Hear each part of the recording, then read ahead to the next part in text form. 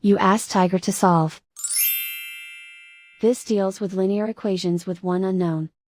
The final result is x equals -9. Let's solve it step by step. Group all x terms on the left side of the equation. Subtract x from both sides.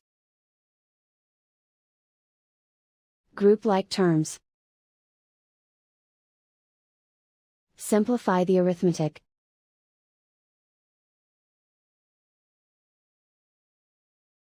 Group all constants on the right side of the equation. Subtract 18 from both sides. Simplify the arithmetic.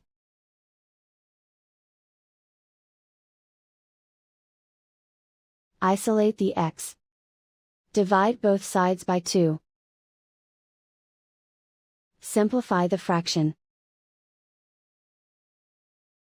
Find the greatest common factor of the numerator and denominator. Factor out and cancel the greatest common factor. And so the final result is x equals -9.